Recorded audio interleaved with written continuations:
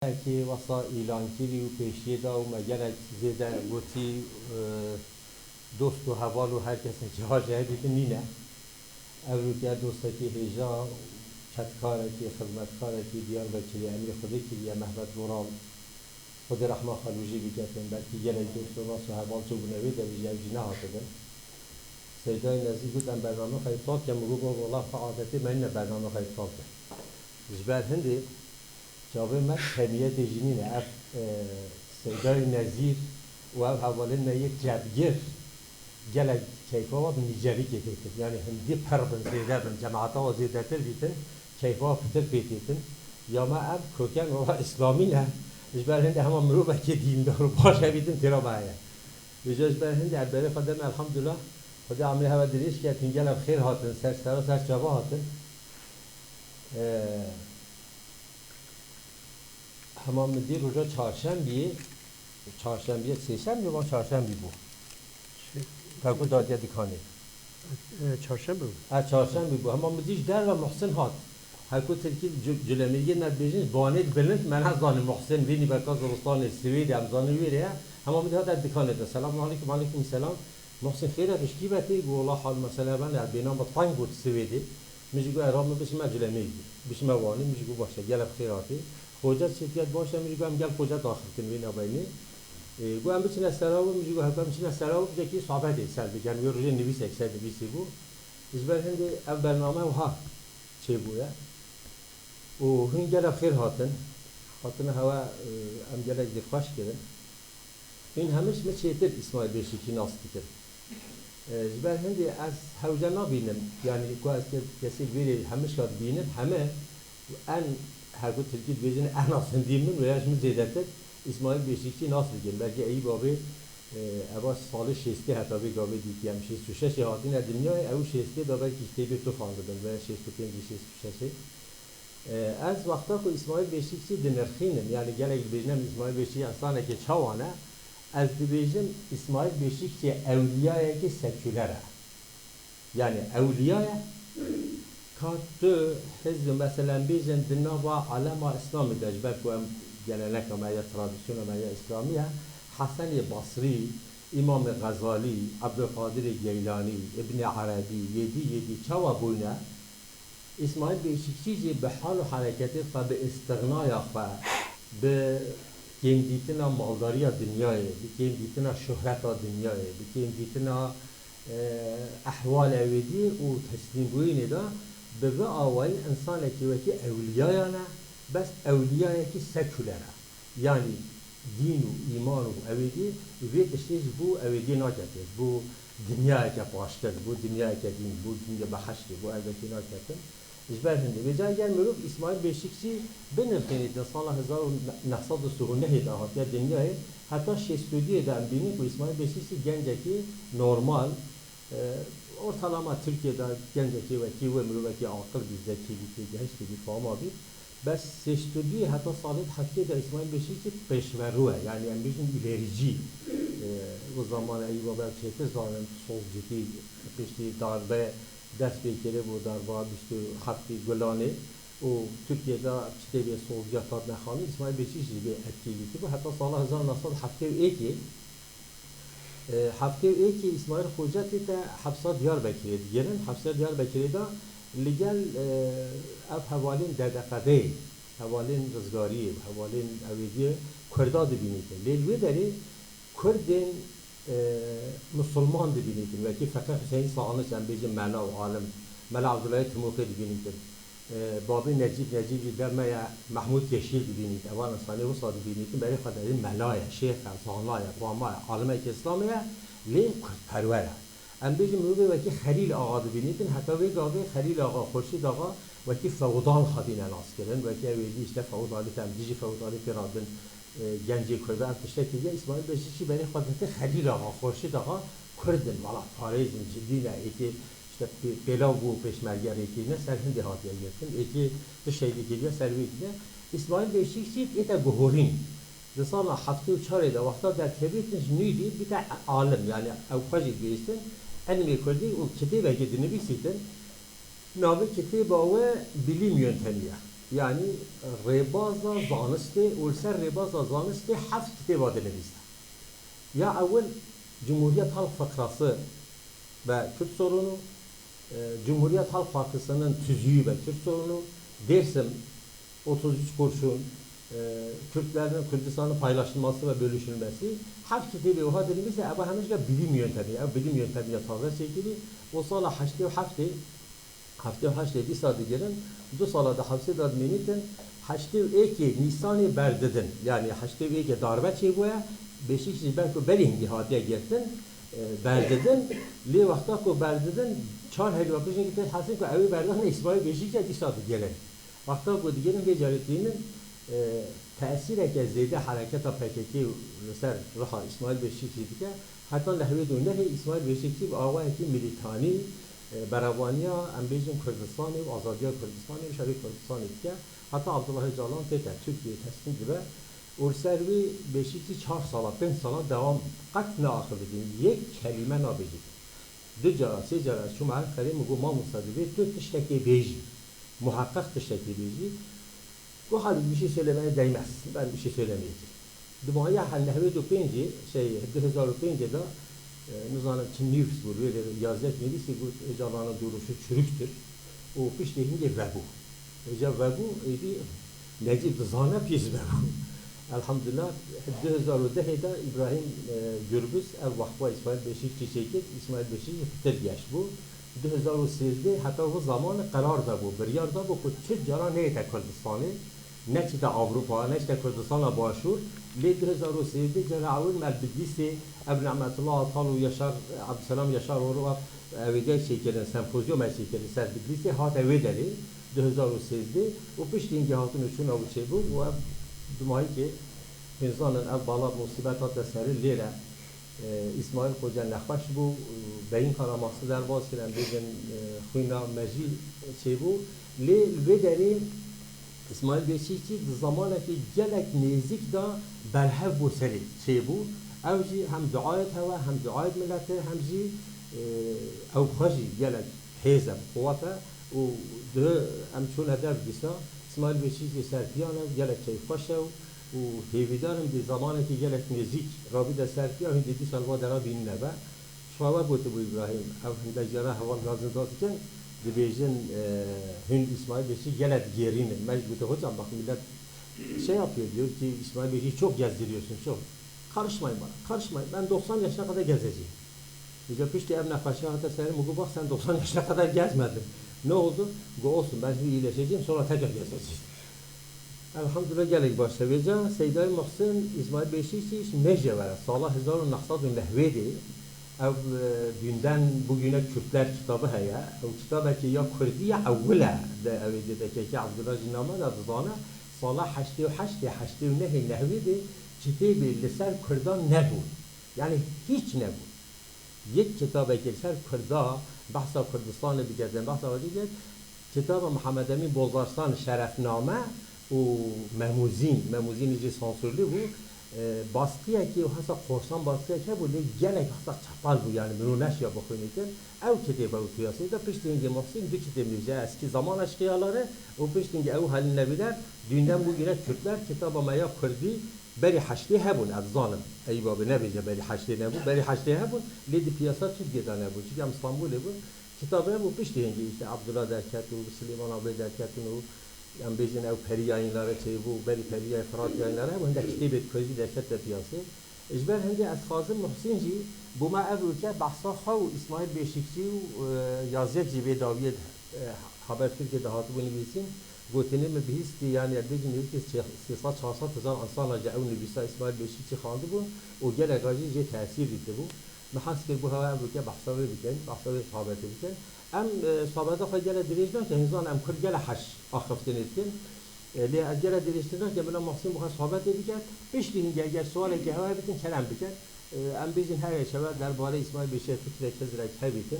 Bila vakit ki bir de arşiv zaten. Ki Öztekin çalışan yapışta girdi ya.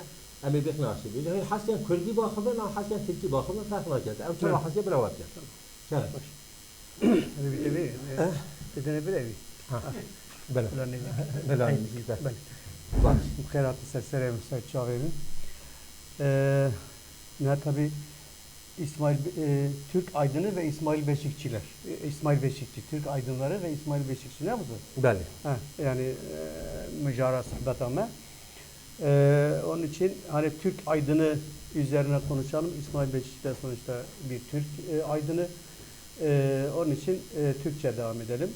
Biraz da bunun meramını anlatmak için. İsmail Beşikçi'yi benim size anlatmama gerek yok. Çünkü hepiniz İsmail Beşikçi benden daha iyi biliyorsunuz. Kim olduğunu hepinizin mutlaka bir anısı vardır. Yani ben onunla ilgili yazdığım yazıda şey demiştim. Kürtler birbirlerini sevmiyor. Yani 2 tane Kürt, 3 tane Kürt bir araya geldiği zaman birisi kalkıp tuvalete giderse geride kalan 2 kişi onun dedikodusunu yapar. En yakın arkadaşı bile olsa.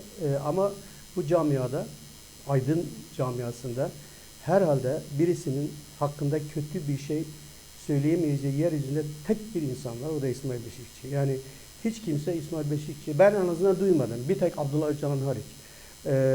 O 1991'de, O da şimdi söylemiyor. Eskiden söylüyor. evet şimdi söylemiyor. 91'de demin bahsettiği dünden yarına Kürtler kitabını biz yazı dizisini hazırlarken Halil Nebiler'le beraber, Halil Nebiler de Bakaya'ya gitmişti. Abdullah Öcalan'la kültür sanat üzerine bir röportaj yapmıştı. Orada işte aydınları sormuştu APO'ya. Yaşar Kemal, Ahmet Arif, Yılmaz Güney, İsmail Beşikçi. Bunlarla ilgili, hepsiyle ilgili çok olumsuz şeyler söylemişti Öcalan. İsmail Beşikçi ile ilgili çok kötü şeyler söylemişti. Yani İsmail Beşikçi 5 para etmez. Ziya Gökalp Türk cephesinde Ziya Gökalp neyse Kürt cephesinde İsmail Beşikçi odur. Ziya Gökalp olmaya çalışıyor demişti. İtiraf edeyim. İlk defa söylüyorum ben bunu huzurlarınızda. O bölümü ben sansürledim. Yani o bölümü yayınlanmadı İsmail Beşikçilik ama Yaşar Kemal ile ilgili bölümü yayınlandı. Yaşar Kemal bundan çok muzdarip oldu. Sonra geldi beni buldu. Ben dedim ki bu söz benim değil. Zaten Abdullah Öcalan'ın sözü, çünkü Yaşar Kemal içinde şey demişti işte Kürt kültürünü Türkleştiren adam. Ahmet Arif zaten konuşulacak biri değil. Yılmaz Güney zaten Kürt sinemacısı değil. Dolayısıyla İsmail Beşikçi ile ilgili benim duyduğum tek olumsuz laf oydu. O da şeye çıkmadı, dolaşıma çıkmadı en azından.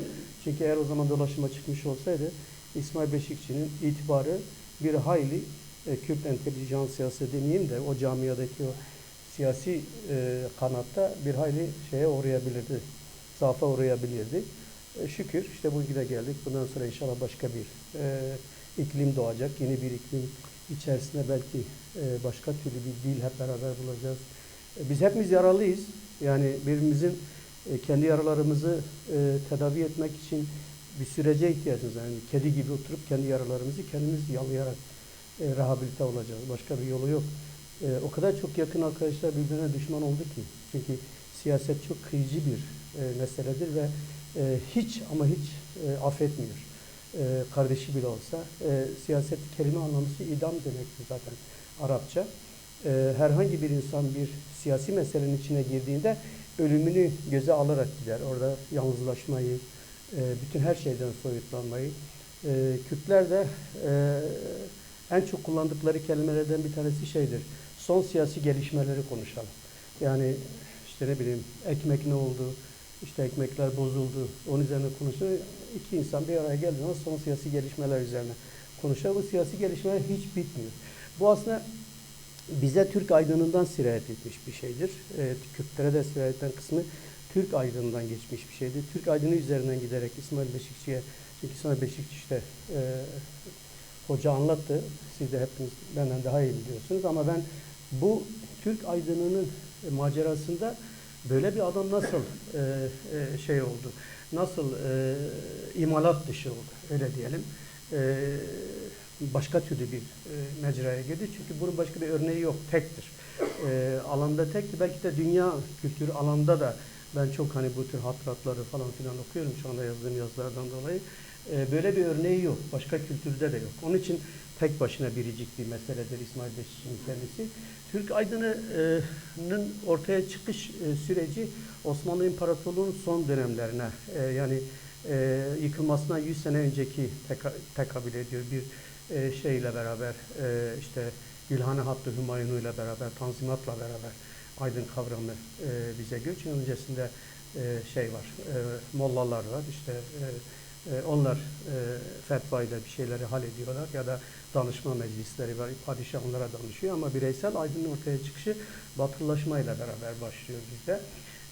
Üç tane şeyin sonucu ortaya çıkıyor. Bir tanesi modernleşme, bir tanesi kimlik arayışı, bir tanesi de toplumsal dönüşüm. Yani Türkiye bu üç meseleyle karşı karşıya kalıyor. Bir, modernleşeceğiz, Tanzimat Fermanı'yla beraber. Modernleştikten sonra bir kimliğimiz olacak. Ondan sonra da bu kimlik üzerinden yeni bir toplum tahayyül edeceğiz. Dönüştürerek yeni bir toplum kuracağız. Şimdi bu beraberinde aydın kavramını ortaya çıkarıyor. Aydın Türkçedeki aydın kavramı Batı dillerindeki entelektüeli karşılayan bir şey değildir. Yani Osmanlı ona o dönem münevver diyor. Münevver daha şeye yakındır. Entelektüele yakın bir kelimedir ama aydın Cumhuriyet'in bulduğu bir kelimedir. İşte bu aydınlıktan gidiyor. Şeyden hani yine bu Fransız devrimindeki aydınlanma hareketi, Kemalist jargonun getirdiği bir şey. Devlet mekteplerinde okumuş herkes aydındır Türkiye'de. Genelde insanlar devlet okullarında okuyorlar. Oradan çıkan insanlar ya öğretmen oluyor ya mühendis oluyor ya bir şey oluyor. Onun adı da aydın oluyor. O da bir anda başka bir niteliğe bürünüyor. Halkın gözünde başka bir muamele görüyor. O okumuş aydın insandır. Öbürü de sıradan köylüdür, ahalidir. Aydının görevine aydın girecek, o köyleri aydınlatacak. Halbuki bu o kadar büyük bir yanılgı ki. Yani çünkü oraya gelen aydın, o gidip aydınlatacağı insanların aslında bir uzun erimli bir tarih boyunca başka bir şeyle aydınlandığının farkında değil. Yani onun düşüncesini, onun yetiştiği dini atmosfer, onun gelenekleri, onun yaşam biçimiyle ilgili bir fikri olmadığı için o sadece okulda ne öğrendiyse, işte biz mesela ben genç çocukluğumdan hatırlıyorum, okulda gelip işte öğretmemiz zaman insanlar Ay'a gidiyor, dünya yuvarlaktır, öküzün boynuzları üzerinde değil. Biri Mela diyor ki öküzün boynuzları üzerinde, sen de gidiyorsun ona tartışıyorsun ki hayır dünya yuvarlaktır, sen işte aydın oluyorsun, onu aydınlatıyorsun, o da girecek bilmem ne yapacak. Bu basitlikte mesela ele alındı bizde. Oysa münevver dediği yani batıda ortaya çıkan münevver tipinin çok derin bir şeyi var, karşılığı var. Yani o adamın görevi gidip birisini aydınlatmak değil. O bir fikir üretmek zorundadır. Bir fikir üretecek, o fikrin üstünde toplumsal dönüşüm mü diyorsun, artık bunun adına modernleşme mi diyorsun, ne diyorsan onun üstünden gidecek. Şimdi bu bizde böyle olmamış. Bu böyle yani aydın kavramı böyle tanımlandığında bu zamanda o sırada yeni şeyler çıkıyor. Birisi Doğu Batı ikilemi, bir tanesi devlet halk ayrımı, bir tanesi de ideolojik çatışma. Yani Doğulular var, Batı var. Bu Doğu geri bir yerdir. Biz Batı'ya gideceğiz. Öbürü diyor ki tamam Batı'ya gidelim ama Batı'nın değerlerini almayalım. Batı'nın fennini alalım. İşte fiziğini alalım, kimyasını alalım ama onun ahlakını almayalım. Bu bir tartışma konusu onlar açısından. Peki tamam bunları yapalım da devletle halkı nasıl alır? Çünkü halk devleti tanımıyor. Halk geridir. İşte devlet başlı başına işte vali şapkası var ya da işte başına sesi var. Paşadır. Ulaşabileceğin biri değil. Bunları nasıl birbirine dengeleyeceğiz? Bunun üstünden bir yolculuk başlıyor, bir tartışma başlıyor ve şeye kadar geliyor. Yani Tanzimat Fermanı sonrasındaki meşrutiyet dönemine gelir. Meşrutiyet döneminde aydınlar bu sefer fikir değiştiriyorlar. Diyorlar ki bizim görevimiz imparatorluğun batışını önlemek. Biz bu Osmanlı İmparatorluğu hızlıca batmaya doğru gidiyor. Biz bunu nasıl durduracağız? O zaman reform yaptırmamız lazım. Diyeceğiz ki Osmanlı İmparatorluğu sen gerisin. İşte dışarıda Avrupa'da insanlar çok ilerlemiş, oradaki toplumlar çok ilerlemiş. Oturalım bu sefer bunu ileri bir takım yeniliklerle kendimizi onların düzeyine getirelim. Tartışması başlıyor. İşte Ziya biliyorsunuz Namık Kemal'di, Ziya Paşa'ydı, Genç Osmanlı Hareketi'ydi, ondan sonra Jön Türkler'di. İşte anayasa olsun mu olmasın mı, krizler, tartışmalar, sürgün başlıyor. İşte taklit olsun mu, başka bir şey mi olsun, biz bunları nasıl yaratacağız? Çünkü bütün bunların dışında bir dünyadan bir haberi yok. Kapalı bir toplum, dışarıda insanlar sanayi devrimi yapmış, buhar makineleri çalışıyor, tren bir yerden yere gidiyor, hızlı şeyler, mal taşımacılığı başlamış, İngilizler ormanları indirmişler, baltayla kesmişler. O tahtaları bir araya getirmişler, gemi yapmışlar, okyanusları otoban yapmışlar. Hızlıca yeni pazarlar arıyorlar. Bizim bunların hiçbirisinden haberimiz yok. Biz burada kendi kendimize işte Türkler, Kürtler, Araplar yani Osmanlı İmparatorluğu içindeki o toplum kendi içinde bir takım sesler duyuyor ama farkında değil. İşte bu Abdülhamid'in iktidara gelmesinden sonra meşrutiyet yani ilk anayasayı kabul ettikten sonra bir süre devam ediyor. Abdülhamid sonra bakıyor bu anayasa işleri yürümüyor. Bu ülkenin DNA'sına aykırıdır. Demokrasiyle, meşveret meclisiyle, şunlarla bununla insanları idare etmek zor. Sopayı ele alacaksın. Bu insanlar ancak böyle yola gelir. Bunu gerçekten de Abdülhamid görüyor ve buna inanarak yapmaya çalışıyor. Bu sefer de ondan kaçanlar Fransa'ya gidiyorlar. Fransa'ya gidiyorlar, İngiltere'ye gidiyorlar. Bir bakıyorlar ki orada başka bir dünya var. İşte gazeteler çıkarıyorlar, dergiler çıkarıyorlar. Oradan çıkardıkları o dergileri, gazeteleri, bildirileri posta yoluyla memlekete sokup buradaki insanları o yürüha karşı ayaklandırmanın yollarına bakıyorlar. Dikkat edin, hiç gelenek değişmiyor. Bizde hep böyle. Yani bildiri, ben demin gereken işte harita onu anlatıyordum. 1979 yılında ben ilk defa Diyarbakır'a geldim. Benim bir yeğenim burada tutukluydu. Ortaokul öğrencisiydim. Vildan Tanrıkulu bana bir tane bildiri verdi. Dedi ki bu bildiriyi dedi Hakkari'ye götüreceksin. Hakkari arkadaşlara vereceksin. Onlar teksirle çoğaltacaklar. Yapacak, dağıtacaklar. Ben de işte götürdüm. Sonra yolda yakalandım ben. Bir çuval kitapla beraber. Uzun hikayedir. Ama o bildiri Hakkari'ye ulaştı. Yani buradan Hakkari'ye bir bildiri gidecek. O bildiri şöyle başlıyor. İşte çağımız emperyal kapitalizmden sosyalizme geçiş çağıdır. İşte ulusal kurtuluş savaşları her gün emperyalizme darbe üstüne darbe indiriyor. Yani klişe bir klişe var. O klişe her yerde tekrarlanıyor ve hepimiz ona yürekten inanıyoruz. Angola'yı biliyoruz. Ondan Nikaragua'yı biliyoruz. Yani bir takım kavramlar var. İşte oradaki ulusal kurtuluş savaşları, oralar nerede, haritada hiçbirimiz aslında yerini bilmiyoruz. Ama öyle bir dünya var. O dünyanın içerisinde bizim o Osmanlı aydınlarından 100 yıl sonra burada yaptıklarımızı, onların yaptıklarına hiçbir farkı yok. Onlar da Fransa'da o tür bildirileri birisi yazıyor. Diyor ki Muhsin Kızılkaya gibi memlekete gidecek, bunu verelim gitsin. İstanbul'da bunu arkadaşlara versin. Onlar da bir yolunu bulsun. Bunu dağıtsınlar. Dağıttıktan sonra halk örgütlenecek. Bu Sultan Abdülhamid'i deviririz. Biz de aynı şekilde 100 sene sonra onu burada tekrarladık. Muhtemelen bizim torunlarımız 100 sene sonra yine bunu burada tekrarlayacaklar. Eğer biz yeni bir yol bulmazsak, yeni bir yöntem bulmazsak kendimizi yani 3 tane şeydir. Bana sorarsanız bir ülkede mutlu bir hayat yaşamanın 3 yolu var. Eğer bir devlet birincisi refah içinde, mutlu ve güvenlik içinde. Ya bu üçü sağlayan bir devlet demokratik bir devlet. Dünyanın demokratik devletleri bu üçünü sağlamış. Çok fazla bir şeye gerek yok. Çok fazla şeyi kafayı kırmanın da manası yok. Ne olacak? Yani birincisi zengin bir ülke olacağız. Mutlu bir ülke olacağız ve güvenlik içinde olacağız. Şimdi bakın İsveç'te bu 3 şey vardır. Norveç'te bu 3 şey vardır. Fransa'da bu 3 şey vardır. Ama bizde bu 3 şey hiçbir zaman olmaz. Hiçbir zaman da olmayacak. Yani hep tedirgin bir güvenlik duygusunu hissedeceğiz. Hep fakir yaşayacağız ve hiç mutlu olmayacağız. Yani mutluluk dediğimiz şey ne? Mutluluk coşkulu ve manalı bir hayat yaşıyorsan mutlusun. Onun dışında başka bir şey aramaya gerek yok. Yani sabah kalktığında coşku içindeysen ve sen içinde ya ben bugün kendime yaralı bir şey yapacağım. Kendime iyi bir şey yapacağım. Başka birisine iyi bir mezarlığa gideceğim. Bir arkadaşımın mezarını ziyaret edeceğim. Ona bir Fatiha okuyacağım. Bir şey yani sıradan bir şey. Bu seni mutlu kılabilir. Mutluluğu böyle algılamak lazım. Ama bizim hepimizin kafasında Osmanlı'dan gelen, Osmanlı aydınından bize sirayet etmiş olan şey şu. Bir çizgi seçmişiz. Bir şey olacak ve orada bir anda başka bir dünya olacak. Başka bir hayat olacak. Bu rüyayı hepsi görmüş. Hepsi görmüş. Yani o bildirilerin tümünü neydi bu itaatçıların en büyük paşası, 3 paşadan biri. Cemal Paşa. Enver, Cemal Talat. Enver, Talat Paşa. Talat Paşa, Talat mesela şeydir, ortaokuldan terktir. Öğretmenini dövüyor. Bunu da ortaokuldan atıyorlar.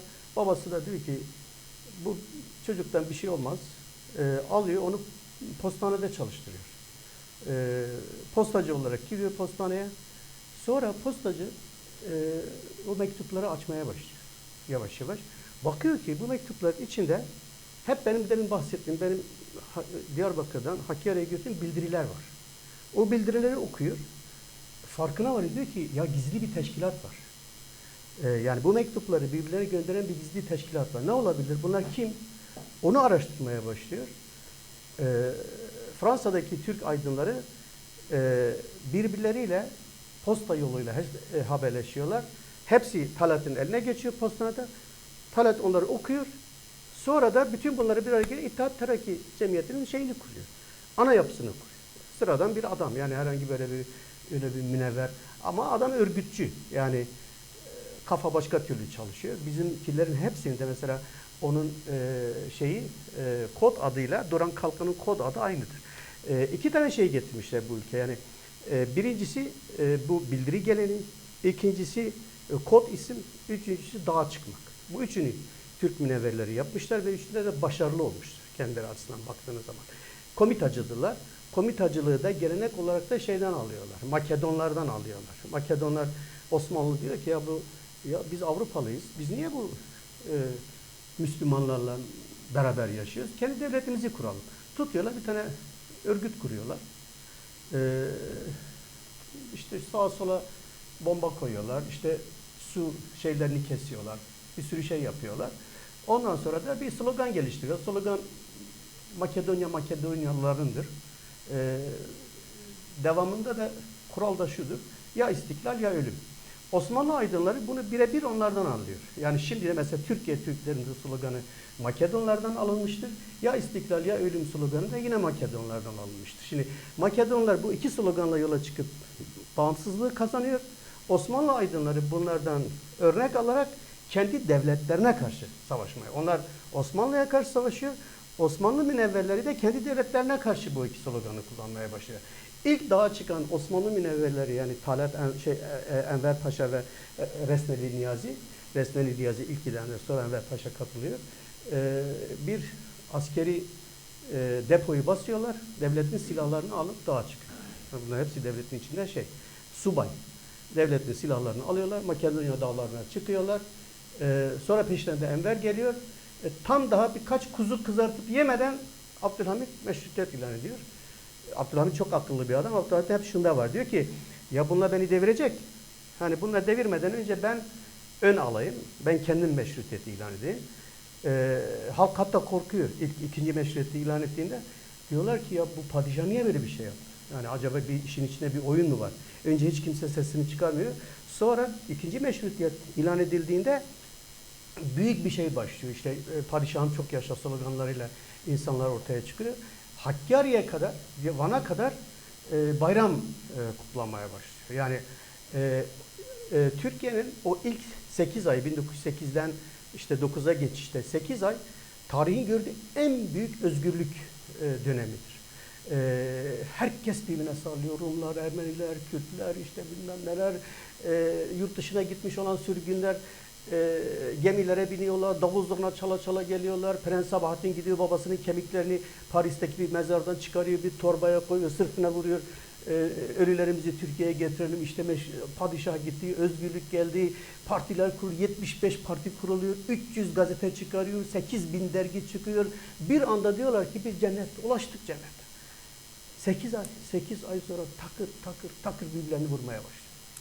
Yani ilk gazeteciler işte köprünün üstünde Mevlana'da Rıfat'ı öldüreceğim diye öldürdükleri başka bir adamı yanlışlıkla öldürüyorlar.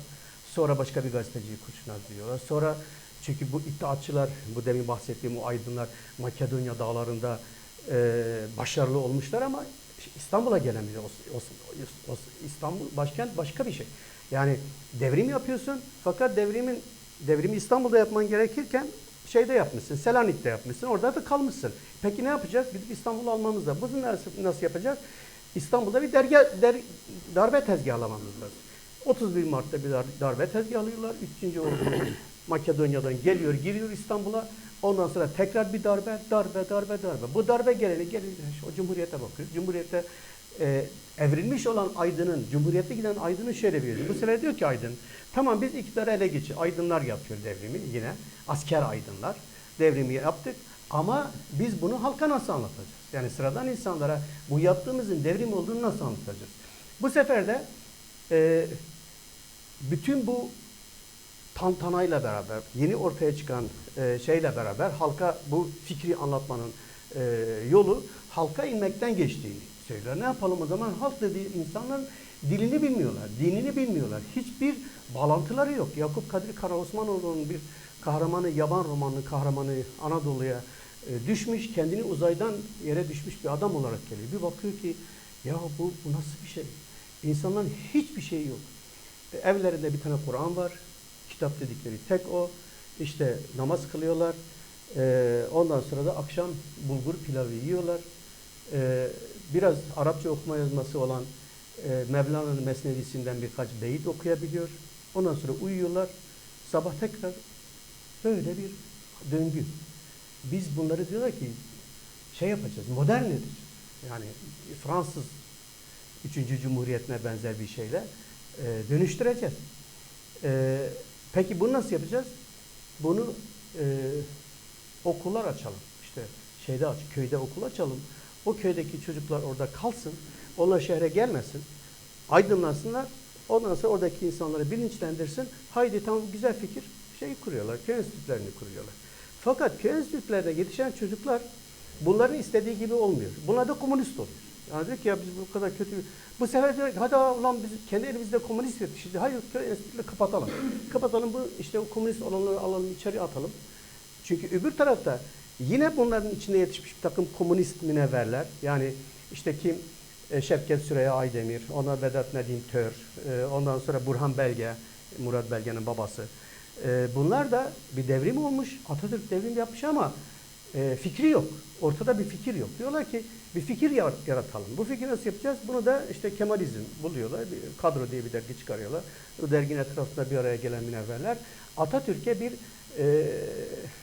elbise, bir ideolojik bir fikir giydirmeye çalışıyorlar. Atatürk bakıyor ki ya arkadaşlar bu sizin yaptığınız şeyin ben bunları böyle düşünmüyorum diyor. Yani ben aynı fikirde değilim. Siz Kemalizm diyorsunuz ama ben böyle düşünüyorum. 3 sene 4 sene o dergi çıkıyor sonra Atatürk diyor kapatın ama dergi ben böyle bir fikir istemiyorum. Ama bu arada onların içinde gelişmiş başka türlü bir şey var. Ordunun içinde gelişen bir Kemalizm fikri var. Sağ Kemali. Buna kendilerini sol Kemalist demeye başlıyor. Buna sağ Kemalist ordunun içinde geliyorlar. 61 ihtilaline. 61 tane darbe yapıyor. Doğan Avcıoğlu bunlar ikide tutuyor. Doğan Avcıoğlu Türkiye'nin Düzeni diye bir kitap yazıyor. Ondan sonra da Görüşler Dergisi diye bir dergi çıkarıyor. Bunun etrafına bir araya gelirler diyorlar ki darbe yapalım. Darbe yaparsak 12 Mart darbesine giden süre 9 Mart darbesidir bu. Yaparsak biz Türkiye'ye sosyalizmi getirebiliriz. Kemalizmden ayrılmadan sosyalizmi getirebiliriz. Onların Şevket Süreyya'nın oluşturduğu fikre uygun olarak.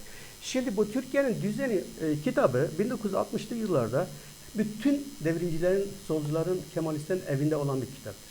Bu kitabı muhtemelen İsmail Beşikçi de okumuş.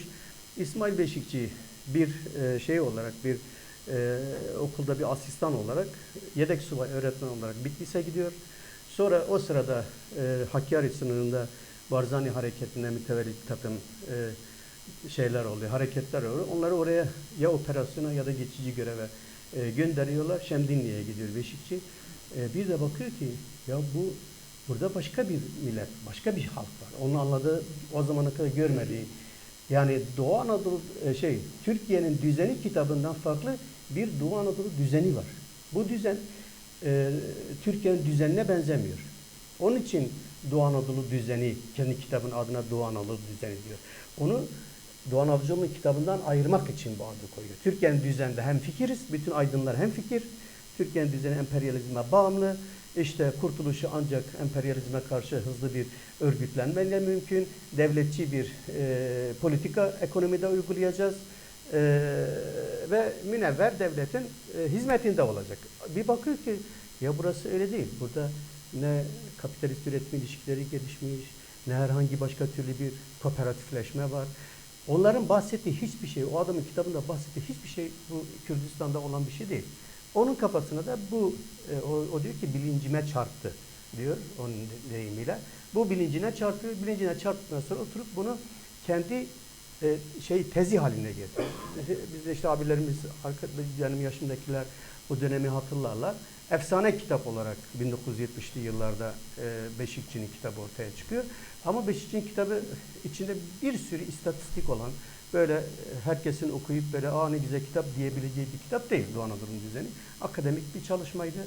Ama yine de Türkiye'nin düzeninden farklı bir düzen olduğunu Türkiye kamuoyuna, Türk aydınları içerisinde ortaya çıkmış ilk şeydir. İlk aydındır İsmail Beşikçi. Onlardan ayıran. Onlar da bu işe çok şaşırıyor. Diyorlar ki böyle bir ses nasıl mümkün? Hatta 1970'li yıllarda Türkiye Yazarlar Sendikası'na İsmail Beşikçi üye olarak kabul etmiyorlar. Aziz Nesin karşı çıkıyor. Diyor ki İsmail Beşikçi yazar değil. O bir akademisyendir. Halbuki İsmail Beşikçi'nin o sırada demin Halit'in bahsettiği en az 10-15 kitabı var. Onları yani yazar olarak kabul edip etmedikleri için Beşikçi'yi Türkiye Yazarlar Sendikası'na kabul etmiyorlar. Kabul etmemelerinin sebebi, en önemli sebeplerden bir tanesi, onların demin bahsettiğim çerçevede hiçbir zaman üzerinde düşünmedikleri bir meseleyle ilgili çalışmış olması. Yani onlara İsmail Beşikçi ya bir Doğu Anadolu düzeni diye bir düzen var. Sizin kurduğunuz düzenden farklı bir düzendir. Ya bunun üstünde düşünün, taşının, birisi bunun üstüne başka bir tez yazsın. Mesela bakın Kürt şeylerine bakın, Kürt aydınları açısından da İsmail Beşikçi'nin söyledikleri 1970'li yıllarda yeterince algılanmıyor. Yeterince, yani onlar da İsmail Beşikçi'nin en azından önerdiği o önerme üzerinden giderek bir takım çalışmalar yapmış olsaydı belki biz bugünkü sorunları bu kadar yakıcı tartışmıyor olabilirdik. Yani çünkü Beşikçi'yi de genelde hani bakarsan o zamanki Türk aydınlarında, Kürt aydınlarında temel şeylerden bir tanesi Kemalist ideolojiyle biçimlenmiş olan sosyalist aydını Kemalizmden ayırmadılar. Onlar zannediyor ki bu fikrin hepsi sosyalisttir. Halbuki onların sosyalizmle falan alakası yok. Türkiye'de sosyalizmi bilen insan yok. Yok, çünkü mesela sadece İtalya'da Marksizm üzerine telif yazılmış kitap sayısı 5000'dir. Yani özgün kitap sayısı. Türkiye'de sıfırdır. Bir tane kitap var. Murat Belge, Türkiye Sosyalizm ve Gelecek diye bir kitabı var. Türkiye Sosyalizm ve Gelecek.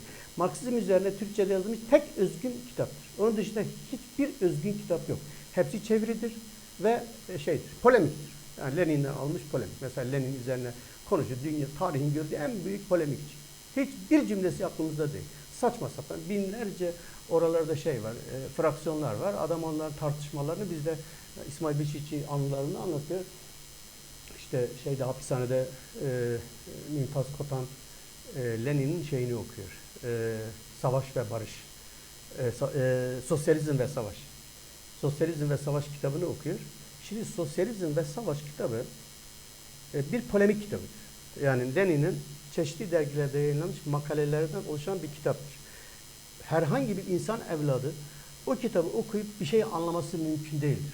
Yani sizin Rusya'da 1800'lerin sonunda ki bütün o korkunç entelektüel keşmekeşi bilmeniz lazım. O kitaptan bir sonuç çıkarabilmeniz.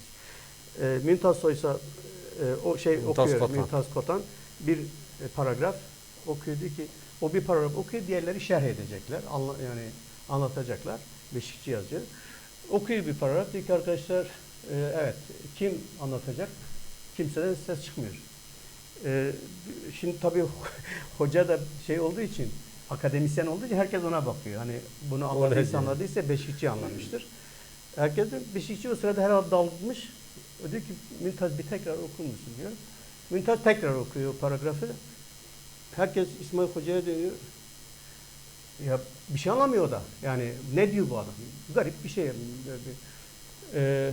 Hani ben anlamadım da demiyor. Allah'tan onun imdadına Fakir Hüseyin Sanıç yetişiyor. Fakir elini kaldırıyor, diyor Aziz Şerbik. Mümtaz Kotan diyor, buyurun işte hani Üstad Lenin burada ne diyor? O da diyor ki işte toplumlar 5'e ayrılır. İlkel toplum, komünal toplum. Başlıyor toplumları anlatmaya. Ya diyor ki sadede gel, hani ne diyor bu Lenin'e? Tamam, oraya da geleceğim diyor. Sonra tekrar toplumları anlatıyor. Böyle bir entelektüel ortam. Yani durum bu. Vahameti anlamanız açısından söylüyorum. O vahametin doğurduğu sonuçtur aslında PKK. Yani bizim son 80'den sonra başımıza gelen her şey onun sonucudur. Doğru düzgün o adamın da ortaya attığı temel üzerinden bizlerin hepimizin bir şey geliştirmemenin sonucudur. Dolayısıyla hemen bağlayayım bu şeyle. İsmail Beşikçi o açıdan kıymetli biridir. İsmail Beşikçi işte Kürtlere şunu yapmıştır, bunu yapmıştır. Ona kendisine sorarsa bir aydındır. O daha doğrusu bir entelektüeldir. Entelektüel olarak bilincine çarpan meselelerle ilgili düşünmüş ve bazı kitaplar yazmış. Bu kadar basit. Dünyanın her yerinde böyle aydınlar var. Çok güçlü aydınlar var böyle. Bu tür entelektüeller var. Dolayısıyla hani ya Kürtlerin bilmem Kürtlere bir şey yapmamış. O bize bir şey söylüyor.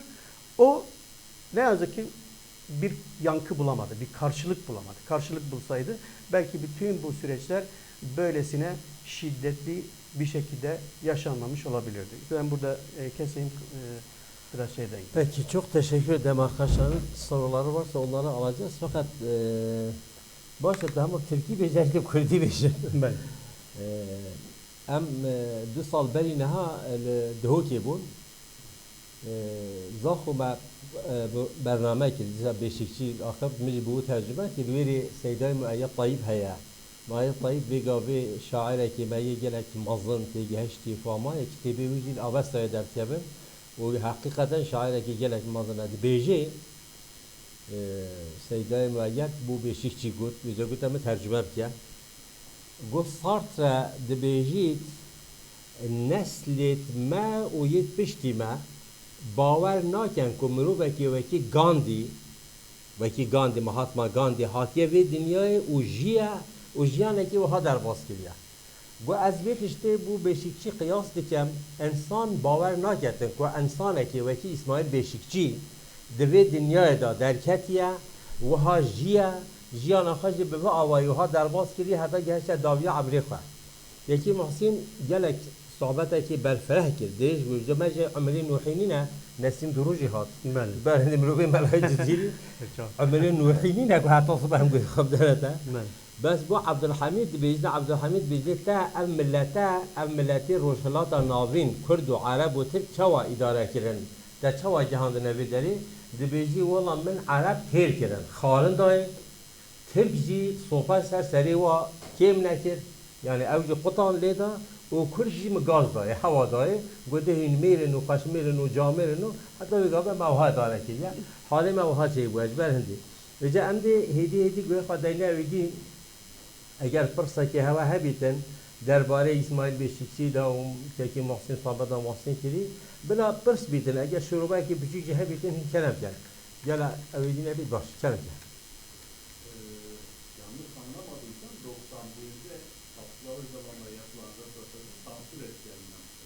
Evet. Aha, doğru. Yani o 99'da 2000'e kadar hepimiz böyle bir sansürle baktık dünyaya ve şu anda başımıza gelenler geldi. Evet. Bunun bütün sorumluluğu hepimizin. Elbette. Yani ben kişisel olarak tabii bunu ilk defa burada evet. Burada ilk defa yani açıkladım. Bu bir günah mı bilmiyorum. Bir şey mi neyse. Yani ben ama kendi adıma en azından bir İsmail Beşikçi'yi koruma adına bir iyilik yaptığını tırnak içinde düşünüyorum. Çünkü çok korkunç bir dönemdi. O dönem hiç kimse affedilmiyordu. Yani o 90'lı yılların başında Abdullah Öcalan'ın hakkında hüküm verdiği herhangi birisinin Türk toplumu içerisinde tutunabilmesi çok zordu. Sedat Çilbeci. Vaya.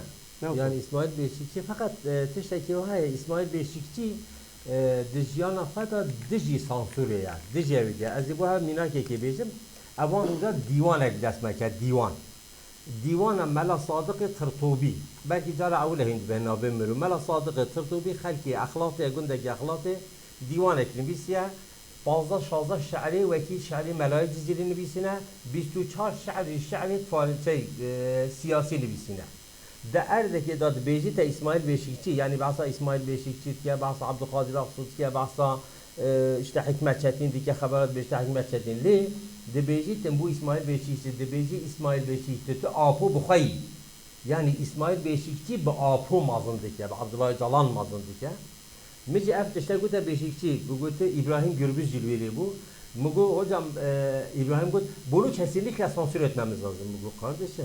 Amerika olsa ne bir şey daskat dasti bana mi daskat için amça var ki beşici Gut roja paştır ve şevi Gut roja paştır ise spedi telefon belki İsmail'de Halit sakın orayı sansür etmeyelim adam nasıl yazmışsa öyle kalsın öyle kalsın tamam Dici sansürüye tabi mahsur kanciye hakiliye camiyle eve hiç salin nehvedi diyor ki da perskivi ki daha şey bu ne beli kerem ki Gut'un ki persaki ve hebitin Gelen keseydi. Sonuçta hocama bana İsmail Beşikçi ortasının süreci o. İsmail Beşikçi tespitli akademik aletler. Onu edebiyat işleyip şeyi gerektiğini ve zanistiye. Evet. İşte ne zanistiye? İşte var tespita. İsmail Beşikçi telef bana vakti basket bu. Kıyım bana basket bu. O da erken baş planı. İşte bana ezbera tabira ve münevverettir, uğraşandır ettir, ezbere var karakter. Pişti karakterine ezbere bana, daha önce yemek işte bu, ve bana temiz, hemidaniye ki, icap şirket devlet ya bak gerek kater altını seviyor, bu bedelini gerek zihne tam. Ben. Gel o ezber dünyaya da, bürokra dünyaya da. Yaş bu kadar dünya mı? Bürokrat dünyaya kesayet demek ki İsmail Beşikçi ve erbab-ı mensup-ı neteva serbest de leş bu neteva bendest afak bedel dane gel kesayeti avahını. Böyle yani yek Fransız Albert Camus.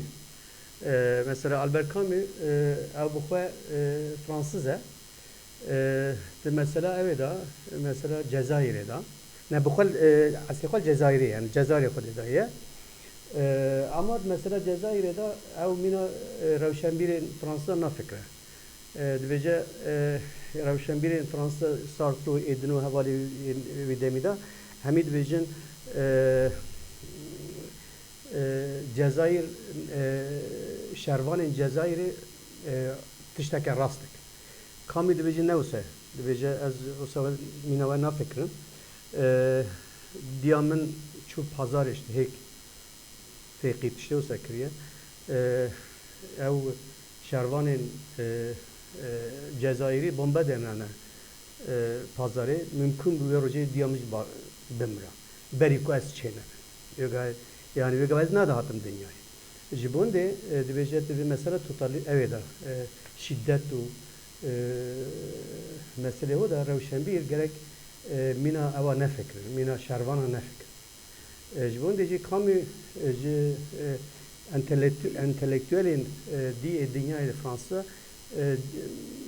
cüda da fikir sevici bunu rakna gerekli tekirin kamu Albert Camus mesela evet mesela komünizmi yek jua George Orwell bu haketiye nav şer'i evi İspanya'yı harba navxayı da bu kadar gavaçuyu komüniste yani komüniste o bedelu can şeye şer'i ama paşa evet bina yani hareketin gerilayın ve derek çava ekoda xarj dikin çava edi kujabet şirbine o paşacı pevendiyin gerilayın İspanya şervanı İspanyol evet Stalin ve meselede cadi ev dijyahvali kadar kadı bece henek evet ve metod edman narast yani kese mesela Revşenbir'in kurda da ji hatta ve kese ji evke bedelu can mesela diji pek kejder ne kadın gerek avada embejin zarok korujat kuştum jind kuştum atlan dikirin bisan heydi go devleti kiriye gavo güzel herkesi bağır dikiyor go devleti halbuki paşa derdiyor go mekriye şey dedi go devleti yani mesela vicdani de her deride problemi ama kesek vekil ditir mi kesek دناوی که سردست و بناوی نتابا خرابه بیجه از هون تشتکه راست ناکم دولت خراب بیجه مینا اسماعیل بشیکچی از راست نهاتمه yani tene gele nezik Albert Camus vekildir kesek naybiram ben بله يعني ما مصرف بيجيتن مروبي وكيس ما بيجي بل هندي بأي طيب قلت أوج الدنيا زانيتن يعني نوع أي طيب تجهيتن الدنيا قلت باور ناكر بإنسان كي ترك بيتن ملت تناف ملت ترك رابو بيتن وأبد الشيء بيجي أصلا İsmail Beşikçi ki Mahsin tabi ser car birin çarpılması cara evvelin şestüdüye da Elazığ çeydbiti ve kohejneş ve askeri maiyet memuriye lüve deli çeydbiti İsmail Beşikçi vakta ko dibiniten mirovek Kurdi takibit ve hasket işte oda vali o evci zoret işte oda vali lüve deli sohbet edike ek tercümaniye dike hangi bilinç çeydbe bu edbeceden Halit diyor birden fark ettim ki başka bir dil konuşuyor. Hangi deçe ve cevapta bu deçe mektebi ve Ankara Siyasal Bilgiler Fakültesi dedi ben Kürtleri gördüm. Dedi hayır sen görmemişsin. Kürt mülk yok. Dedi hayır ben gördüm vardı orada. Yahu dedi biz Kürt diye bir şey yok burada. Allah Allah diyor ben gördüm ama. Bu kadar yani biz ben gördüm. Peşin gitmeydi madem ki gördüm Kürtlerin hakları olmalıdır. Bütün felsefe İsmail Beşikçi Selviye o bütün ev kitebe hemen züyet şeyler geldi. Adını hocam iyi özetliyorum değil mi? Beri değil. Neticede ya Sadık Tuzağ'ın asıl haftaya anda ey baba başta bir önce öğrenci bun Erzurum Fakültesi Ahmet Aras'tı bize. Herkese hediye silahlanmıştı ve yani örgüt da silah sedbini demancı sedbin. İsmail Beşikçi teten askerin ben Doğu Anadolu düzeni işte parti nevçe Doğu Anadolu mitinglerini analizi, dise kitabı ötü derketine akisi, toplumlarla yazıyı derken meşhur bu ya Yekcid Beşikçi İsmail Beşikçi'nin de silah kullanması lazım. Yani o da silah taşısın. Jinkek böyle her nabit Beşikçi İsmail Beşikçi'nin beyni silahtır. Ona silaha gerek yok. İsmail Beşikçi hem gaba bir ciroka kevik Beşikçi. İsmail Beşikçi'nin beyni silahdır. Ona silaha gerek yok. Hocam Beşikçi Rica edduha ve ebruke bizim İsmail Beşikçi 88 saliye. Ama belki 2 sala çan sala Muhsin ne diyet yani o ya. Hem savaş der ve çün hani medbinetin yasaklıdır dedin. Bu Muhsin geldi. Muhsin yani beyin meciye ve hiçbir dövüşü bir silahı yapaş tutken. Abi mizgin yecil deme var. Beli kerem kel. Eğer gutine ki hava ne biden bername hadi hılas kel. Kerem kefayet.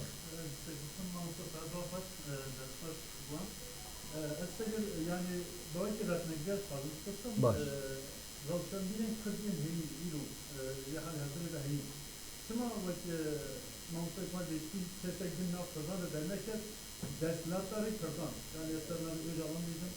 Yani ilu bu özel hatta derslatlar metin yapar. Sevde hatta halk aldı. Bu oranın demek benim şirket takdir oldu. Ve ne ama bilemiyorum.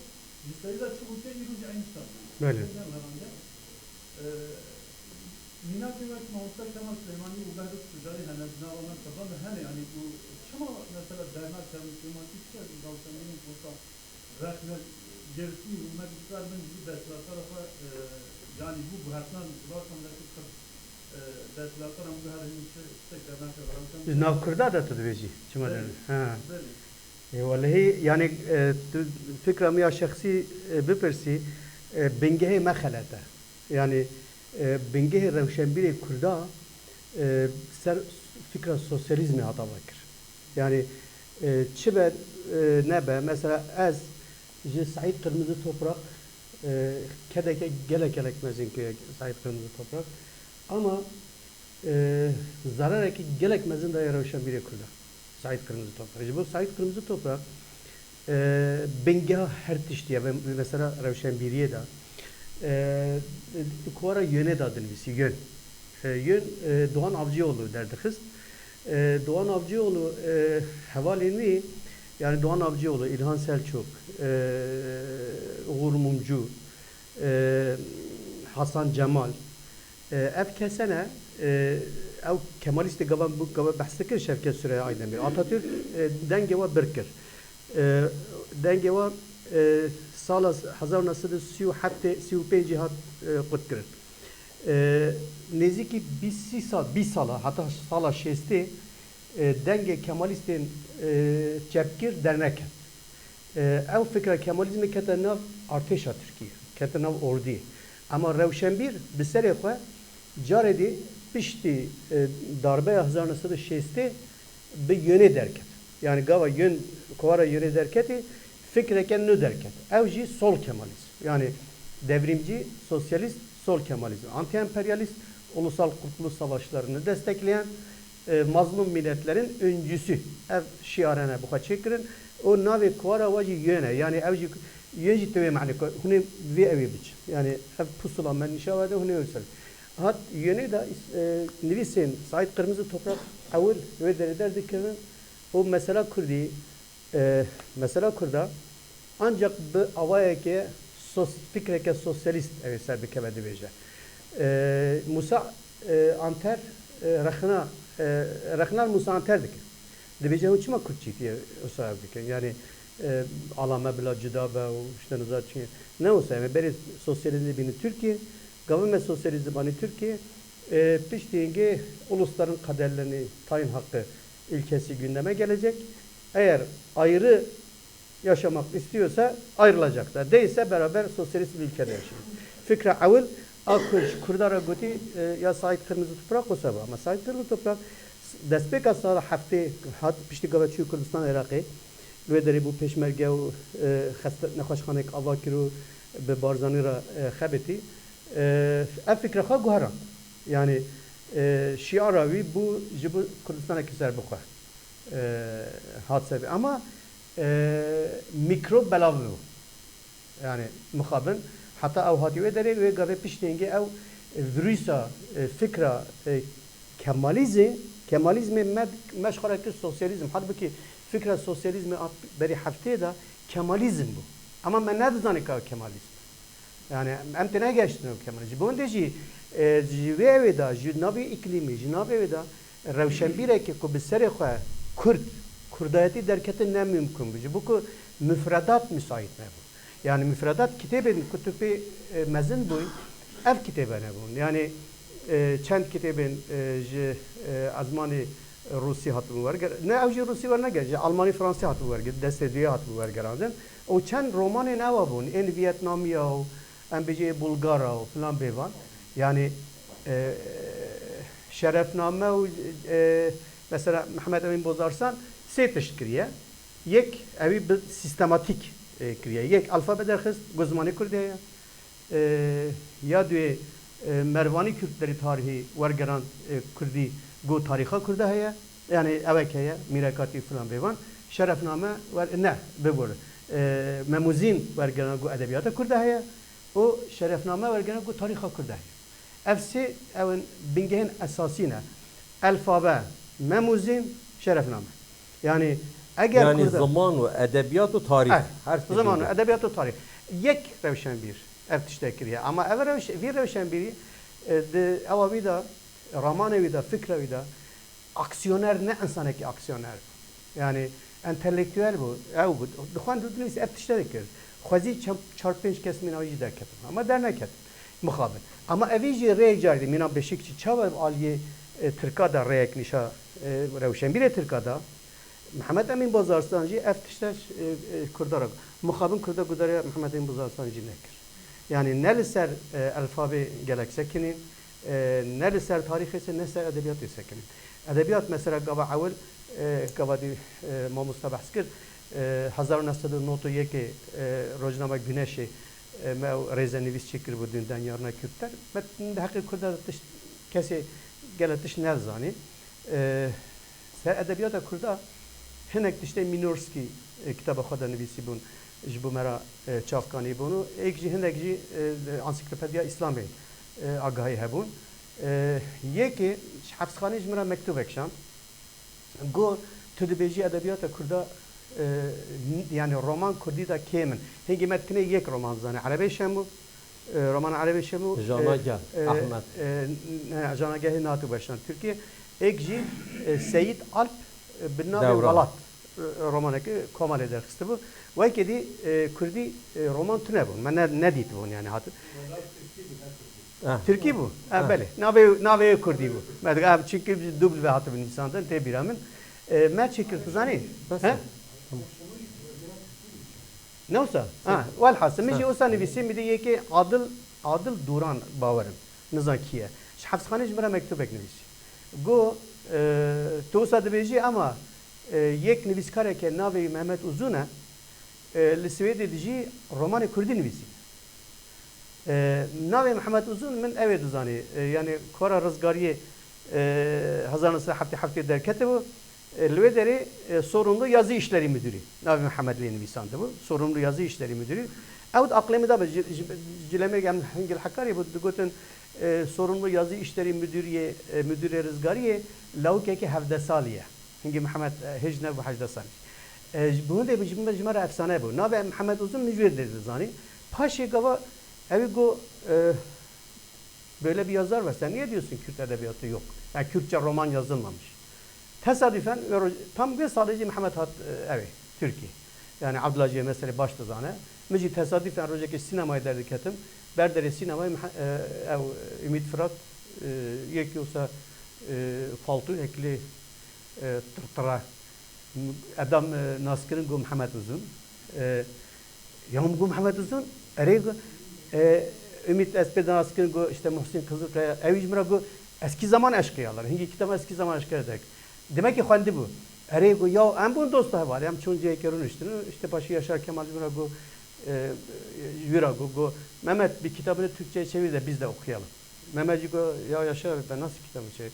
Başlıyorsan mineri kuru sen Türkçen çok güzel sen çevir. Yani hani tam ben çevirin Yaşar ben bilmiyorum ki nasıl yapacak. Sözlük yok, hiçbir şey yok. İşte Eldur'un işte min liste çedikir. Peyvet ko az yazı bu konu tabii ki Hakkari Mirzani müekkedi yani zamanı Mehmet vakıf nebum yani edebiyatı falan bir var. Min listek xora çedikir ku seyvin manavi erne dizanım. Min telefon ducar telefonu le dixist li Stockholm'e Mehmet Zani gava yek ducar leke ve bigre ev azim ev midigariya mücerrad gu Mehmet ev kelime ev keçine ev jmirat gu ha verger husaçı bu siyah evine yetik bir aşkın gölgesi. Notu si bu notu sebeli. O 2 sala destemi damla o kitap kesin çapmak. Bir çar Vaşanxani Türk'a ek iletişim yayınları ama bu ev kitabı ne edebiye kabul nekir. Erdal Öz rahmetli'nin bir can yayınları evi bu Muhsin bu kitap milliyetçi bir kitaptır. Bunu basamam.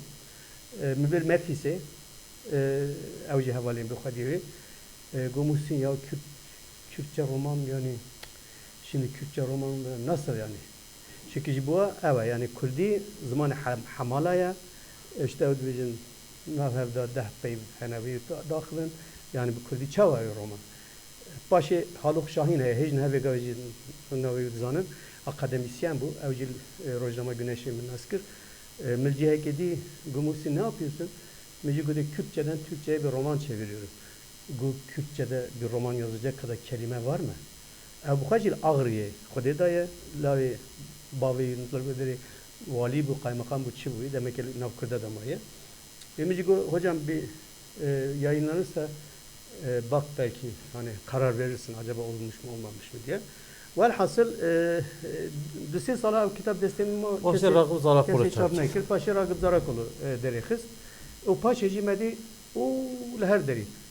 Ev her şey Vaşanxanacı paşa hatın transferi gelek stur Mehmet teklif kirin transfer be.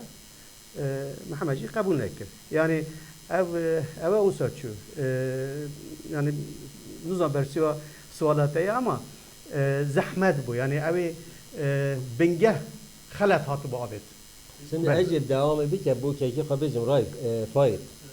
Neha siyaseta Kurdan ve Türkiye sala 1924 vakti ki Mustafa Kemal Atatürk'ü guti Kurdinin o ders vekili hengi mirovi ameli ve mesela 50 sali, 40 sali, 60 sali evan insana hemişka buha betkenin yani telko çetme işte ama buha betkenin.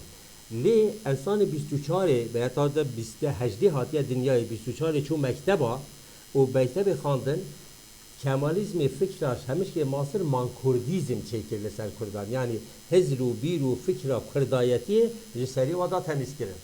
سالت شستی دا وقتی محسن بیجتن اب حرکت کلی درکت و آوای که سیاسی درکت وری نکو کسی دیجی و در نکتیه کمال برخای تمام بر دین سیاست کمال برخای بگم نکن لی کمال برخای رجع اول حتی بگاه به بیتشتید بیجتن نکو ابرو که عبدالله زالان بقابو جی افتشتد بود یعنی دیجی اویدی را بود اما سیاست ای بابی وان سیاست دقیقی سیاست رزگاری سیاست آلا رزگاری و سیاست دی نه یعنی اب سیاستی کرد سیاست رجب دلدار اما سیاست همه دیجی به حرکتی بود مروب روشنبیر انسان وقتی محمد امین بازارسان دیجی ام هشیار بون هاتید سال نهوی دی حشتی نهوی دی مال عبدالله تموقی نصیحت میکرد گو زاره من خارزی محمود بگی نه جنوه گفتم خارزی هر اسماعیل بشیرچی پیدا بکن اساس من پیدا کرد گو دیوان و ادبیات کردی بر هم بگی الحمدلله شکر ابرو که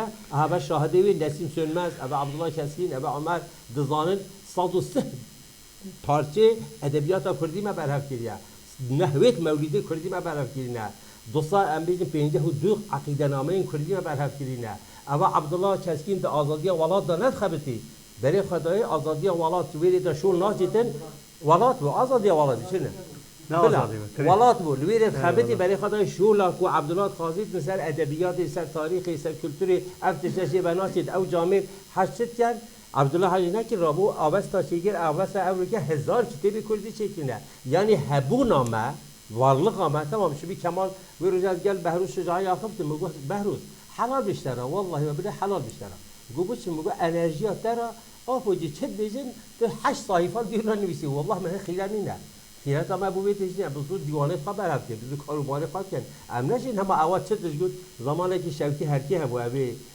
roda veda hedefeli Ayşe Toluk etişte دیگو که خالد تو چی بیشی بگو زنگی خانه که چی بیشی ما در دفعه آیسه لیدیم آیسه شگوت از بیشیم اوا خلطه مشغول بینه بگو یعنی اوا هیا محسن سال 1914 تا 12 بود چه با عبدالله زمان حبسه تا تهدید کرد برادته تا 11 bu yani göde birisi onu sustursun Leyla Zana konuşmasın evde ben çipken mi abi ya ben ne oraya ki hendeş mi dedi bir kere ki buyurun Şimdi ben tabii konuşmanın bir kısmı olduğu için tamamlayamadım. Yok anladın. Evet. Anladığın kadar. Şimdi aslında Türkiye'de millet arası ayrımlar içerisinde iki tane temel şey var. Temel yol var. Evet. Bir tanesi işte İslamcı vesaire kullar var. Bir de sol Kemalistlerine ayrı kullar var. Şimdi sol Kemalist kulvarda aslında İsmail Beşik'ten önce çıkan sesler var. Yok değil. Hatta 1993 yılında işte Kemal Hikmet Kılıcı'nın yazdığı bir şey var. Bir bildiri var. Orada birazcık siyasal haklar tanımları var. Ama kılcımlı darbeci. Evet. Yani, tamam. evet. Sonra yön vergisinde işte size söylüyorsunuz. Evet. Onun böyle bir şey tanımlaması var. Tabii Kürtler vardır. Ama işte doğuda esas böyle Türk merkezi değil. İşte ağır şeyler var. Feodalizme bağlıyor onu. Bu iki tane jürisdikasyon dışında fazla bir ses yok. Diğer kurullarda yani İslamcıların diyebileceğimiz kurullar var. Birkaç tane ses var. İşte belki kimisi uygun yazar ama mesela Sinan Saadet kitabını yazarı. Hüseyinli Meşref, Şeyh. Kendin Beşir'in Kürtlerle ilgili birkaç şey var. Onlar haklarını tanımlayan aslında. Bir de Necip Fazıl'ın birkaç tane Evet. var. Evet. Bunlar hepsi cılız. Ama ortak bir özellikleri var. Türkiye'nin bekası en önemli şeydir. Tabii. Ve ne bileyim, bölünmeyelim de bakarız. Bu İsmail Beşikçi ile birlikte, bir de İsmail Beşikçi'nin öncesinde birkaç isimle birlikte bir kırılma yaşıyor. Fakat bu gelenek çok fazla devam ediyor aslında. Bence devam ediyor. Halen daha birçok hem iki kesimde de bölünme oldu. Çok yüksek oranda var. Hem iki kesimde de işte bir kesimde emperyalizm bulgusu var. Maalesef bir de şimdi İslam'ın kesime de bu emperyalizm bulgusu geçmeye başladı. Yani birazcık solculardan sözünü çaldılar. Bu emperyalizm bulgusu. İşte emperyalizm bölümünü devam edecek vesaire. İsrail. Evet, İsrail. Ben aslında bunlar yani böyle bir küçük bir girizgah yapmak isterim. Esas soru şu. Şimdi biz çok farklı bir dönem yaşıyoruz aslında. Hı hı. Hem siyasal açıdan hem diğer açılardan. Çok farklı bir dönem yaşıyoruz. Şimdi yeni Kürt meselesinde Türk aydınlarının sizce yeni tezleri nasıl oluyor, nasıl ilerler? Çünkü çok farklı bir dünyaya doğru. Mesela işte silahlar yakılıyor, işte mecliste komisyonlar kuruluyor vesaire. Bir de çok küçük bir şey belirtmek istiyorum. Kemal Batlı'nın yazdığı bir Kürtçe gramer var. Evet, 1950, Evet. 54.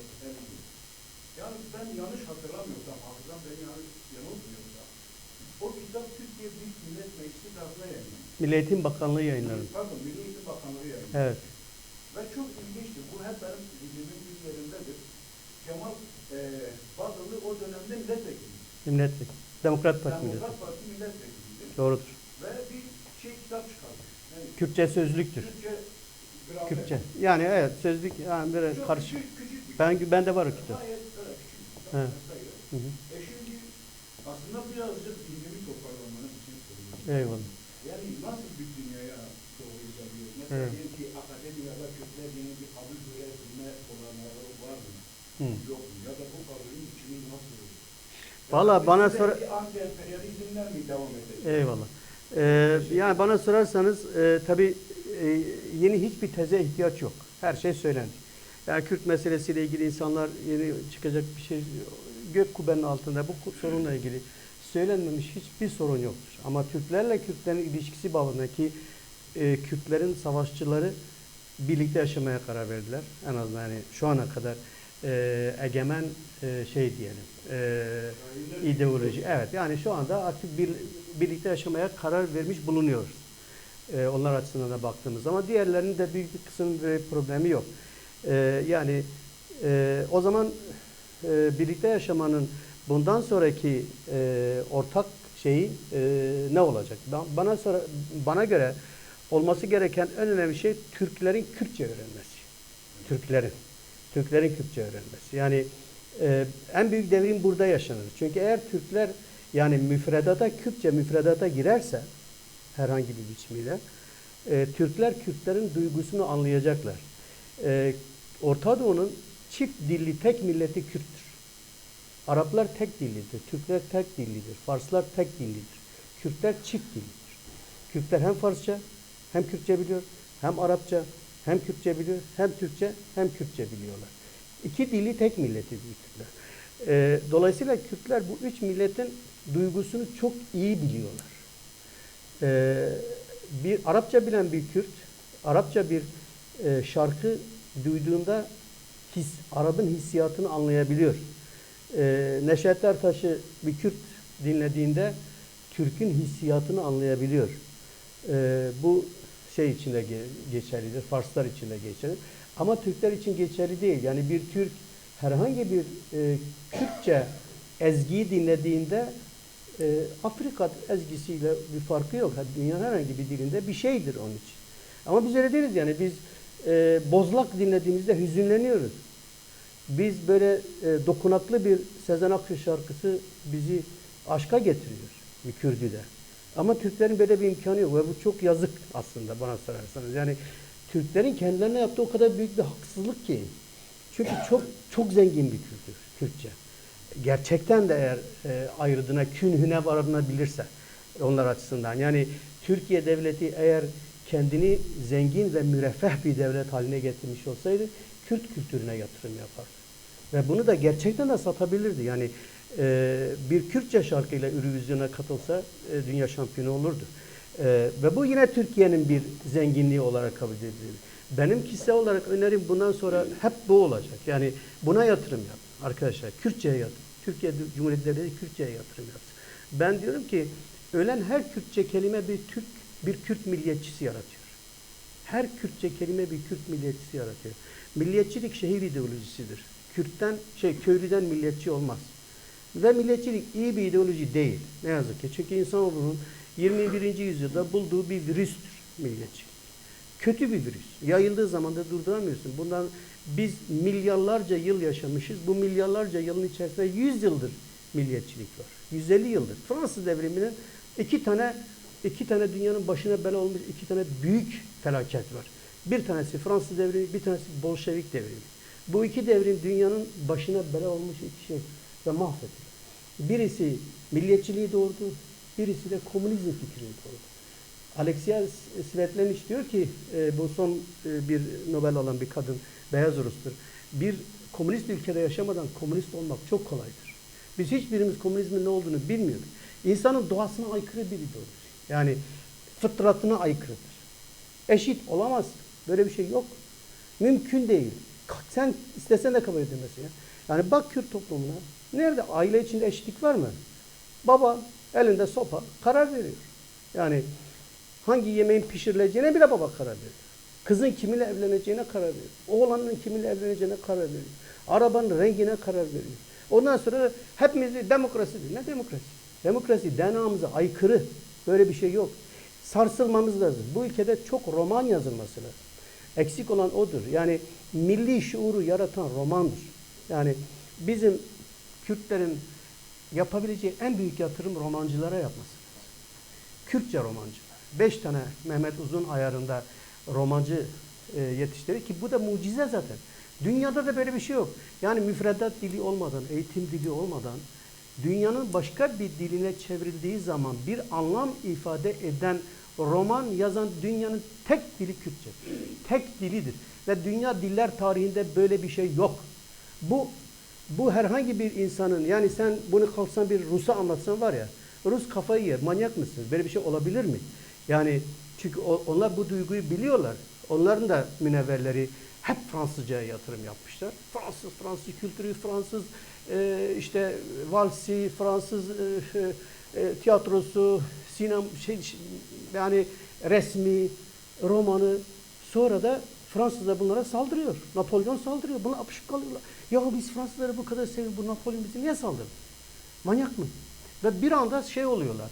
Dengeleri alt üst oluyor. Köylüleri tanımıyorlar. Köylülerle hiçbir ilişki kurmuyor. Demin bahsettiğim aydınlar, Türk aydınları gibi. Türk kendi köylüsünü bilmiyor. Balalayka dansını bilmiyor. Savaş ve Barış'ta bir tane sahne vardır. Natasha'nın dansı diye. Natasha bir aristokrat, romanın kahramanları bir aristokrat bir kızdır. Bir köye gidiyorlar. Orada bir tanesi saz çalıyor. Bir balalayka şarkısı söylemeye başlıyor. Bu kız kalkıp dans etmeye başlıyor. Hayatında hiç o müziği duymamış. Meğerse ruhunda varmış o. Ama aydın onu ruhundan silmiş. Onu başka bir şey olarak, tabii Fransız kültürüyle yetiştireceğiz diye başka bir Napolyon giriyor, tarumar ediyor her tarafı. Sonra bunlar Napolyon'u kovmaya başlıyor. Köylüler bunların peşine düşüyor. Paris'e kadar Napolyon'u kovalıyorlar. Paris'e gidiyorlar, bakıyorlar ki ya Paris diye bir yer var. Moda var, işte bilmem ne var. Kadınların işte takıları, bilmem neleri. O köylüler oradaki yenilikleri alıp kendi memleketlerine getiriyor. Aydınlanmaları böyle olmuş. Şeyi kovalarken, Napolyon'u kovalarken aydınlan. Ve geliyorlar diyorlar ki ya biz köylülerine bize ne kadar haksızlık etmişiz. Bu kültürü biz nasıl öğrenemedik? Haydi arkadaşlar köylüler gibi giyinelim. Bu sefer başlıyorlar aynı bizim devrimciler gibi. 12 Eylül'den önce herkes şivesini değişti. Bak Sırrı Süreyya Önder rahmetli ölmedi. Hiç şivesini değiştirmedi. Biz onu bir şey zannediyorduk. Hala benim Diyarbakırlı arkadaşlarım vardı. Bilerek Diyarbakır şivesini kırık Türkçe ile konuşuyordu. Yani kendini hala bir aidiyet duygusuna bağlamak için. Onlar da öyle. Gidiyorlar köylere. Ya köylüler diyor ki bu aristokratlar buraya niye geliyor? Buna dövüyorlar. Bazılarını öldürüyorlar. Sonra bu aydınlar nihilist oluyor. Kafayı yiyorlar. Nihilist oluyor. Öyle bir acayip, yani ya biz niye böyle olduk? Ve içlerinden 2 tane adam çıkıyor, 3 tane adam çıkıyor. Bunların ruhunu bir anda hepimizin ruhu haline getiriyor. Bir tanesi Turgenev'dir, bir tanesi Tolstoy'dur, bir tanesi de Dostoyevski'dir. Onlara yeni bir ruh veriyor, yeni bir biçim veriyor. Onun üstüne yoksa berbat bir toplum. Bakarsın hep Rusya'ya gidenler bilir. Erkekleri sabahtan akşama kadar vodka içer, sızar. Kadınları da sabahtan akşama kadar çalışır. Acayip bir kadın toplumu. Onu tabi biraz sosyalizmin de getirdiği bir şeyle, bir disiplinle bunu yapmışlar. Biz de onları 150 sene geriden takip etmişiz. Kürtler de bütün bunları 100 senede öbürlerinden geriden takip etmiş. Dolayısıyla da bunların dengelenmesi o kadar zor ki edebiyat Rusları kurtardı. Edebiyat Rusları kurtardı. Rusları dünyanın sayılı toplumu haline getiren 3 tane 4 tane yazardır. Bizim de bunlara yatırım yap. Yani Kürtlerin de bundan sonra buna yatırım yapmak. Siyaset alanda Kürtlerin sözü çok fazla sözü yok bana sorarsın.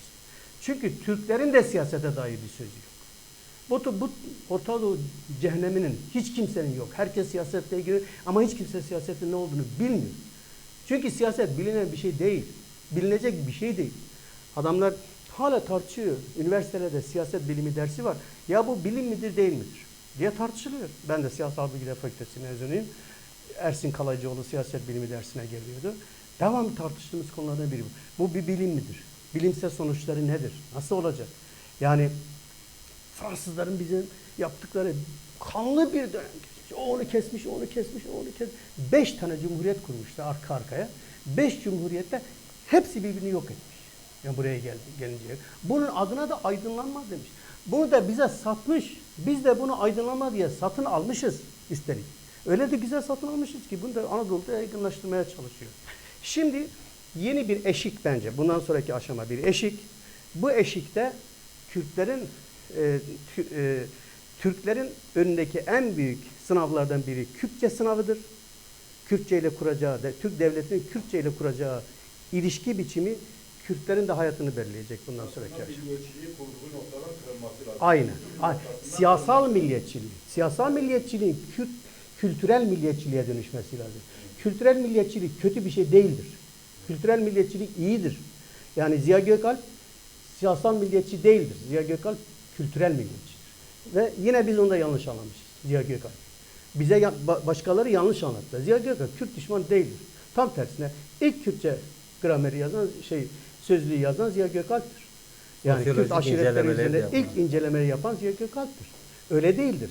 Ziya Gökalp bir kültür milliyetçisidir. O dönemde milliyetçilik bizdeki şu andaki gibi bu kadar kanlı yaşanmıyor. Bizim de evet milliyetçi olalım ama kültür milliyetçisi ve dil milliyetçisi olalım. Bu konuda 14 yıl Özür dilerim. Tamam buyurun. Tabii. Türkler, Türk devleti Kürtçe konusunda tam da dediğimiz merhalede. Fakat biz Kürtlerin talepteki netsizliği ya da belirsizliği sıkıntı.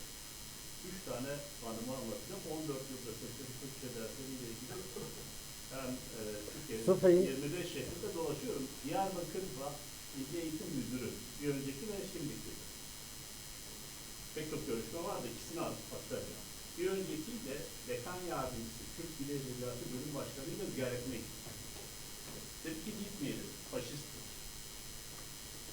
İkna ettim. Ben de Soğan'dan çıktım yanına gittik. Adam bizi kapıda karşıladı falan. Oturduk. Kendini tanıttı. Dedi ben Trabzonlu Tatarım. O öyle tanıtınca ben de dedim Bingöl'lü, Ağrı'da, Urfalı Kürt. Başladım işte Kürtçe ile ilgili gelişmelerden bahsettim. Ya bırak dedi bize 4 tane eğitimci oturttuk. Kürtlerin Kürtçe eğitimi hakkında ahkam kesmeyi bırak dedi. Ben de korktum dedim Osman Hoca haklı bu adam bizi buraya kovmak için çağırdı. Dedi ki döndü Kürtçe öğretmeni yanımızda Osman Hoca. Hocam dedi bu 12 yıl içinde Diyarbakır'da kaç tane Kürtçe öğrettiysen yanıma getir. Ulusal basını çağıracağım, ödül vereceğim. Bu yıl yine diğer İl Milli Eğitim Müdürü'nün yanına gittik. Ya bürokrasinin hazırlığı açısından söylüyorum. Oturduk. Adam dedi ki ben Trabzonlu Pontus'um. Şu andaki İl Milli Eğitim Müdürü. Diyarbakır. Evet. Hoca dedi 100 yıldır bu illeri öldürmeye çalışıyoruz. Şimdi de diyoruz ki yaşayalım. Ben dedi İtalyan bir akademisyenin makalesini okudum. Zamanında Lazistan eyaletinde cemaat Rumca, İslami tedrisat Rumca dedi. Doğru. Ben de az çok Rumca biliyorum. Bizleri Kürtler bütün o 24-25 yasalarına rağmen kendi medreselerimizdeki Mısaflı, Zazaca, Kurmanca'yı bugüne kadar getirdik. Her türlü gazeteye de aldık. Böyle bir diplomasi ağı da yaratıyor ve melhem. Yani ben Neşet Ertaş'ı nasıl dinleyip duygulanabiliyorsam diğeri de Mehmet Şako'yu dinleyip duygulanabilir. Bir halde ki Duygumuzu Bunu anlat. söyleyenler vardı. Yani biz sabah çıktığımızda hanımla Kürtçe parçaları koyuyoruz hocam. Bunu şey söylüyor. Hüdayi çok teşekkür ederim. Ben de bitireceğim. Sivas Zara'da kaymakamın odasındayız. Adam şey, bıyıklar, içeriği ülke ocağı gibi düzenlemiş. Oturdu karşıma, ben de Bingöl'den gittiğimi, Türkçe sektörü dersi Zara'ya geldiğimden bahsettim. Kürtçe ağzından çıkınca şey dedi, bırak dedi Kürtçe Mürtçe'yi. Bana Kürtçe Mürtçe anlatma dedi. Benim için tek din var dedi, tek bayrak, tek devlet. Kaymakamın dedim, bunun için de öyle. Ama dedim devletimizin başka bir projeksiyonu var. Hı hı. Biraz böyle yaklaşmaya çalıştım. Dedi sen Bingöl'lü müsün? Dedim Bingöl'lü. Dedi bir şehidimiz var. Evet dedim. Terör örgütü 1979 yılında MHP'li belediye başkanı Tekin'in şehidi oldu. Ha dedi Hikmet Tekin'in hatıratı benim başucu kitabımdır. Evet. Ben dedi Hikmet Tekin'in akrabasıyla bilmiyorum Roza diye edebiyatı bölümünde bu işi birlikte çalıştım. Aklımı karıştırdım. Evet. Akıllarını karıştırmamız lazım. Hüdayi arkadaşlar geliye var bila Recep abi de Hüdayi ji ev kesin ku ji bu Kurdî de xebitin dersa bijarte di nav welatê da balav bibîtin sê kesene gerçekten gelek xebitin evin yek Hüdayi ye yek Fevzî Bulgan e yek jî Subhî Özgen e ev her sê camêre piştî wan jî ev Sıdkî Zîlan e em jî halîkarî dikin lê em hindî wan nakin kerem ki gireceğim. Tamam. Spasiyon terkin. Esmek Şuras'ın İsmail Beşik'i bize Kürt bölüm meseleleri. Beli. Rasta. Güzel gel o Ersin Bey. Bəli. Nicat Peresti tu Netev Peresti'ye tabi her tekere. Bəli. Rast. Millete bez tatlı nikarı bu idare ki devlet arasına ve kendi Netev Peresti'ye siz de seyirler. Mamusta Mohsin jî got. Niha elûke zana farkînî li gel Irfan Aktan röportaj ekir. Yani zavagoy xweda ya ne? Neteweperestî parastina milletê xwe ya kültürel e. Ya kültüra xwe, edebiyata xwe, zimanê xwe, axa xwe, welatê xwe ve ye. Nicat perestî irxçîtî ye. Bəli. Tamam yani lazım em neteweperest bin lê ne nicat perest bin. Bəli. Netev Peresti yok negatif insanlar. Ne var ne ge ew jî got kültürel milliyetî sekî baş e. Bəli. Kerem ki xwe. Monster dasana tavsiyeleri de bu.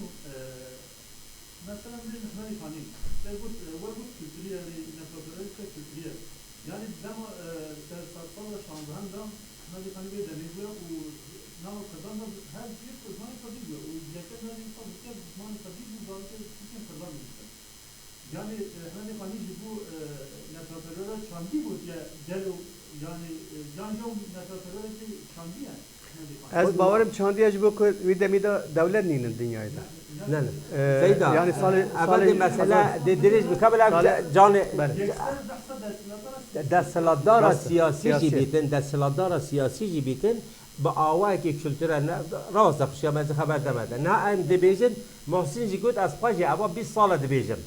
Divê dünyaya da Kurdan dikarim çar tişta xwe bi dünyayê bidene qebûlkirin rastî jî dünyayê ihtiyaç pê heye. Yek edebiyata Kurdan e, yek davet û govend û dîlan û musîqa Kurdan e û yadî xarin û vexarinê û eleqa û ciya û filan û bêvan ev e yadî jî coğrafya Kurdan e. Eger ev tişta herî çêbîtin wê gavê Kurd deşên dewleta xwe jî ava bikin eger hewceyî pê hebîtin. Hewceyî jî pê heye. Mesela hevê gavê Kurd jî lazim e divê dünyayê da devlet awan hebîtin rêveberiya ve Ahmedê Xanî jî behsa vê diye. Bûçe nabeyna du împaratoriya da, nabeyna Safaviyan û Osmaniyan da ji ber Hindê dibêjî di wexta behra Tacik û evê dî bûne miletex evê dî bîne mirazef çi dî ne weye? Yani lêk hetin şerke em mîne nav da divê statûya me hebîtin ew neyne ser axame. Kerem ki bila xuşka me bêjtir. Tu jî cemaata wî heva ciwanê serbixwe ne. Serkeftinê bo xwe.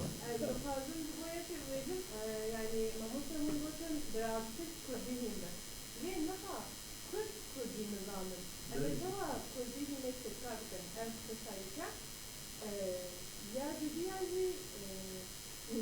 mücadelesi meteoroloji şekilde meteoroloji siyasal meteoroloji kültürel anlayışı tamir her divanının her düzey şekli varsa belki naha rojava naha rojava naha ve temsiliyete rojava'yı belki meteoroloji siyasal merkezi naha cihane satiyek rojava gider merkezi yani kemasiyat kurdatane tandimine meteoroloji tandimine kemasiyat kurdat meteoroloji siyasi eğitim. بله راسته يعني ها مسألة دور درجة يعني أنا شنو در كمان جبوك چند كرد هنا سري مسألة أو قص فكر هنا فكر جدا جدا هنا از باورنا کم چهار پارچه کردستانی کرد همو ورن سر فکره که بجم او باشه و همو حرکت بکن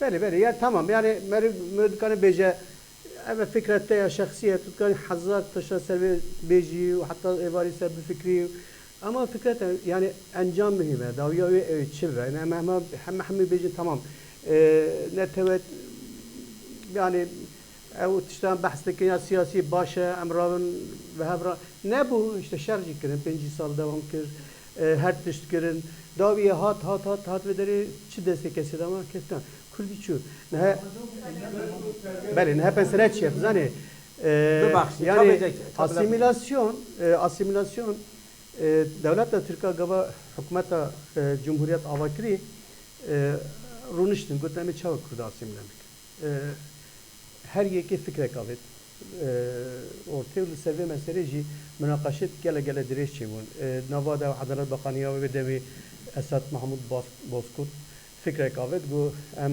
jine kurda bebin mane zengina Bilal ve deri hizmeta ve zengina bikin Türkiye'nin bebin biçin Türkiye'nin işe zaruk ekabidin eve kulli hal yani nabın kurt yani ev fikreci demek ki karan hendek de hende fikri atın ortaya daviye ne hatın ser yani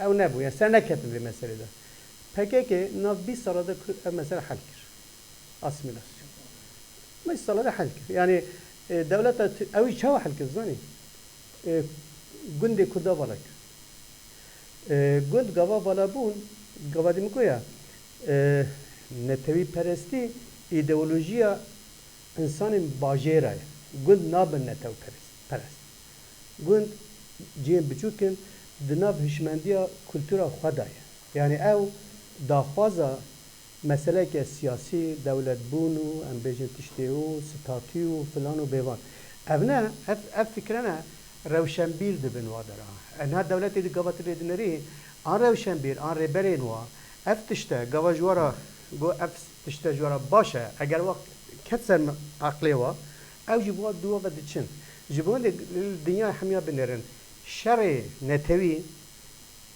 ye rastî çi şer 3 sala zêdetir nebûne 3 salada herkesî devlete xwe çêkiriye Balkana binerin 3 sal ye herî dirîj 3 sal e kurda 5 sal 5 sal dijî hebe eyn tişte gibi mesele demek ji bo ku Kurd yek pare ninin li cihekê ninin ne bajarê Kurda herî mezin İstanbul'da çi yani devlet statüya çi İstanbul'da te çava mesela Kurdara ki statüye ki jwa çey em roj avay statüye ki çekin bila du mahalle ema ben re mahalle bila statü tamam bila tabi ha bija mahalle statüye mi çekir ya ve derece İman Ahmed Onuzaki serok emine mazlum abdi ha bir ev net işteke te İstanbul'e çi biki 5 milyon Kurd İstanbul'e ne 3 milyon İzmir'in ha işte ev nabe Türkan mübadele kir mala khakrak Türkan hiç mega veji tuzani mübadele Türkan kiri ava Roma hiç bela bu seri var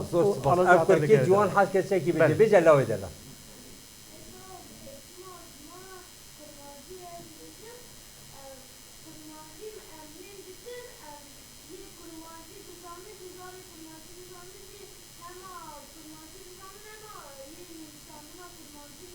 ya. Gene biçim mektebi, öyle bir zan. حالا از جاوید بخوام علی ولی عینی وصل آفرین Eyvallah. گلی حوالا اب صحبت دیدیش بید وقتی مجی اوید خلاص دو مقصد Evet. بحثات دو زمانیه کرد از دبو هوا بو خاتمه شعر احمد خانی یا چهار زمانی دبیجی دن احمد خانی فات عمری فی هواک یا حبیبی کلی حال آهونالم همدمم شد در فراغت ماه و سال گر benim kanımı dilersen çoktan olmuştur halal din و ابتر و عشقی من نما عقل و کمال و ev çar شعره که به چهار زمانانه مرو به روشنبی و فاما و دیگه چی دویت ما زمان همش گلک بزنید ام گلک سپاسی وقت کنج بو گهداری و ام گلک شاملته و شبا خوش بیتن دلی و گشت بیتن. Çok teşekkürler. Sağ olun.